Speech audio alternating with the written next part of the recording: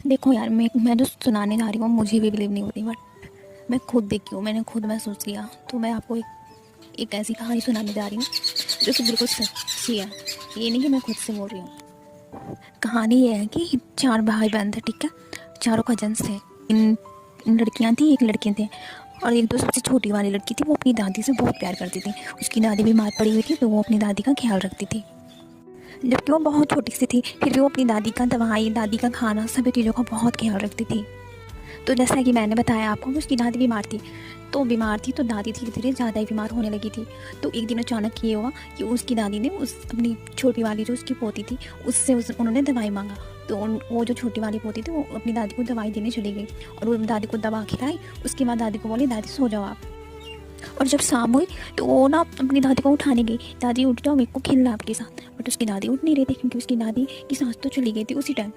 और फिर वो ना घबरा गई, तो वो अपनी मम्मी और पापा को बोली, पापा देखो दादी नहीं उठ रही है। तो उसके पापा ने आया, पापा ने अपनी माँ को देखा तो वो देख रहे हैं उनकी तो जान जा चुकी है। तो फिर क्या, फिर तो आपको पता ही होगा जैसा हमारे में होता है। फिर उनकी अंतिम संस्कार के बाद ऐसा हुआ कि वो चारों भाई बहन खेलने को निकल गए। और जब वो खेल रहे थे तो एक जो बड़ा वाला भाई था उसको ना वाइट वाइट साड़ी पहने हुआ कोई दिखा। तो वो अपनी बहन से बोलने लगा, बहन देख ये कौन है वाइट साड़ी में। वो भी एक छत होती है ना, छत की बाउंड्री होती है, उस पर वो खड़ी थी और वो कोई और नहीं, उसकी दादी ही थी। तो पहले वो उसने देखा, अपनी बहन को बताया, फिर उसने एक और उसकी बहन थी उसको बताया, और जो सबसे छोटी वाली जो अपनी दादी को बहुत प्यार करती थी फिर उसको बोला उसने।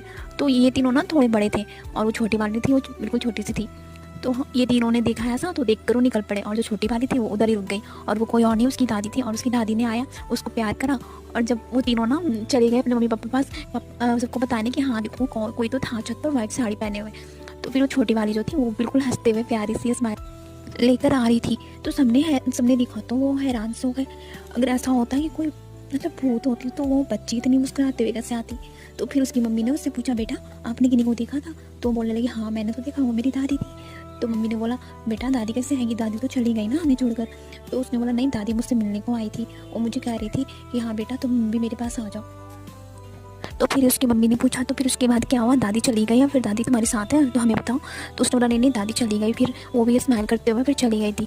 तो उसकी मम्मी तो फिर भी डरी सी थी, क्योंकि उसने जो जैसा आपको मैंने बताया लास्ट में उसने क्या बोला कि दादी ने बोला कि बेटा तुम भी आ जाओ मेरे साथ। तो चाहिए सी बात है उसकी मम्मी तो डरेगी ना, क्योंकि उसकी दादी तो मर चुकी थी। तो फिर क्या हुआ, फिर वो ना आश्रम चली गई।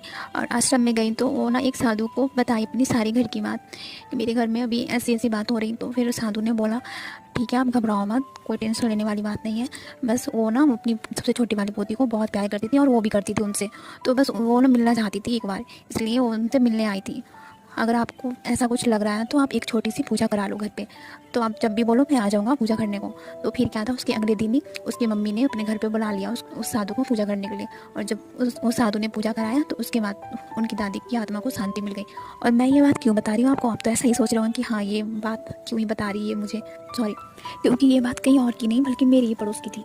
तो मुझे लगा क्यों ना मैं शेयर कर दूँ, क्योंकि मुझे तो बड़ा इंटरेस्टिंग लगा था। अगर आप लोग को भी लगे तो प्लीज़ मुझे बताना।